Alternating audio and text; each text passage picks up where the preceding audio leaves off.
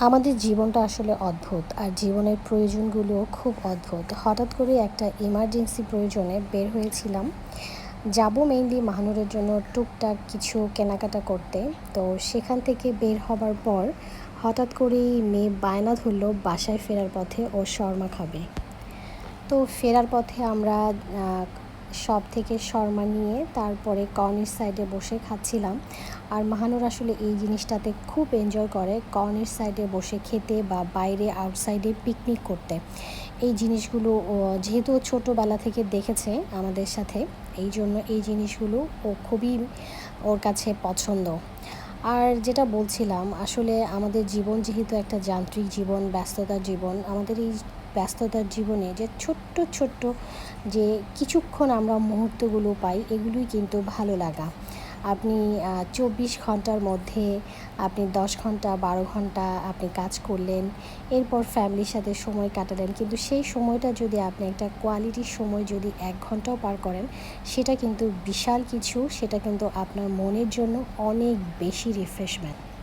আর আমাদের এখানে দুবাইতে বেসিক্যালি আসলে আমাদের ঘোরাঘুরিটা রাতের বেলায় সবচেয়ে বেশি হয়, কারণ ওয়েদারের কারণে।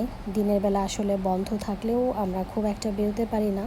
এই জন্য আমার মনে হয় এখানে সবাই রাতটাকেই বেছে নেয়। আর এখন ইদানিং আস্তে আস্তে ওয়েদারটা একটু ভালো হতে শুরু করেছে।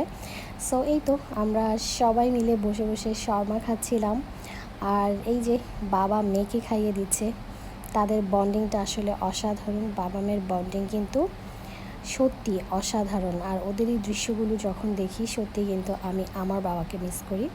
তো যাই হোক, এই যে কত সুন্দর একটা মসজিদ আপনাদেরকে দেখিয়ে দিচ্ছি, দেখেন এই মসজিদে কিন্তু।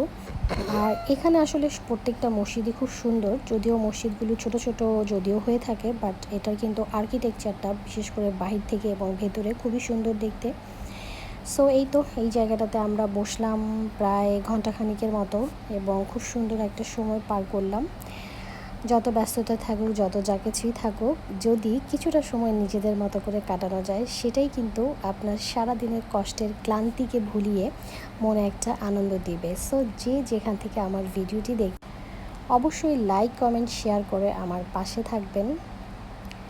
সো এই যে দেখেন, ওই পাশে কিন্তু একদম সাগর, আরব সাগর যেটা। আমি কিন্তু আমার অনেকগুলো ভিডিওতেই বলি, যারা বিশেষ করে ইউইতে আছেন তাদেরকে কিন্তু সাগর দেখার জন্য ঘটা করে আর যেতে হয় না, কারণ পুরো শহরটাই যেহেতু সাগরের মাঝখানে, আপনি চলার পথেও কিন্তু সাগর দেখতে পারেন। আর যে কোনো সাগর লাইক সি বিচে যদি যেতে চান বা সাগরের কাছাকাছি যেতে চান, প্রত্যেকটা আমার মনে হয় প্রত্যেকটা জায়গা থেকেই 5, 10, 20 মিনিটস ম্যাক্সিমাম সময় লাগে যেতে। আর আমি একটু এই পাশটা ভিডিও করছিলাম, ওইদিকে বাবা এবং মেয়ে দুজন একসাথে বসে খাচ্ছে। আর এই যে গাছগুলো দেখতে পাচ্ছেন, এগুলো কিন্তু বাংলাদেশের নিম গাছ। এখানে কিন্তু প্রচুর নিম গাছ আছে, আপনি যে কোনো জায়গাতেই প্রচুর নিম গাছ দেখা যায়। যতদূর শুনেছি, এই নিম গাছগুলো কিন্তু বিশেষ করে মিডল ইস্টে বাংলাদেশ থেকেই আনা হয়েছে। সৌদি বলেন, তারপর কুয়েত, কাতার, বাহরাইন, দুবাই। সো যতদূর জানা, এই সমস্ত কান্ট্রিগুলোতে প্রচুর নিম গাছ আছে এবং এই নিম গাছগুলো কিন্তু বাংলাদেশ থেকেই আনা হয়। এই তো ছোট্ট ভিডিওটি ছিল, ভালো লাগলে অবশ্যই লাইক করবেন।